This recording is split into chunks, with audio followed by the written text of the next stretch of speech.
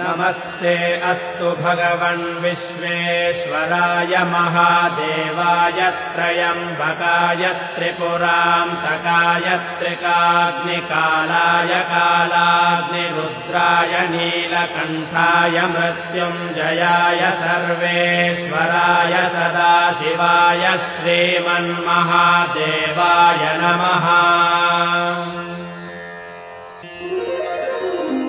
नमस्ते अस्तु भगवन् विश्वेश्वराय महादेवाय त्रयम्बकाय त्रिपुरान्तकाय त्रिकाग्निकालाय कालाग्निरुद्राय नीलकण्ठाय मृत्युञ्जयाय सर्वेश्वराय सदाशिवाय श्रीमन्महादेवाय नमः।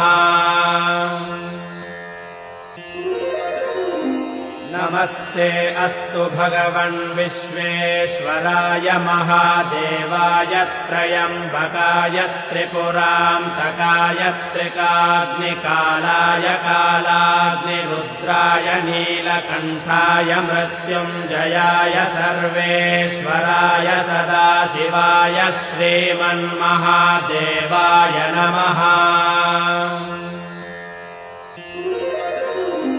नमस्ते अस्तु भगवन् विश्वेश्वराय महादेवाय त्रयम्बकाय त्रिपुरान्तकाय त्रिकाग्निकालाय कालाग्निरुद्राय नीलकण्ठाय मृत्युञ्जयाय सर्वेश्वराय सदाशिवाय श्रीमन्महादेवाय नमः।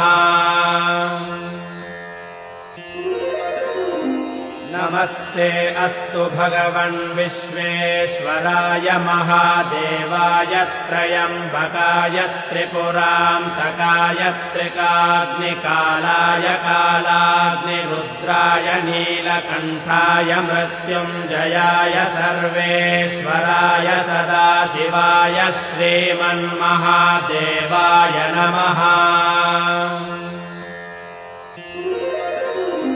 नमस्ते अस्तु भगवन् विश्वेश्वराय महादेवाय त्रयम्बकाय त्रिपुरान्तकाय त्रिकाग्निकालाय कालाग्निरुद्राय नीलकण्ठाय मृत्युञ्जयाय सर्वेश्वराय सदाशिवाय श्रीमन्महादेवाय नमः।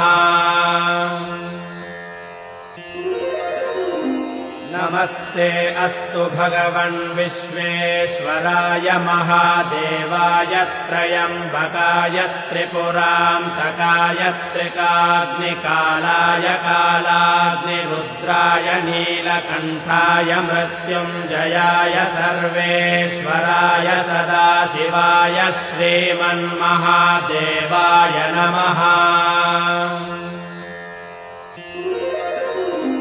नमस्ते अस्तु भगवन् विश्वेश्वराय महादेवाय त्रयम्बकाय त्रिपुरा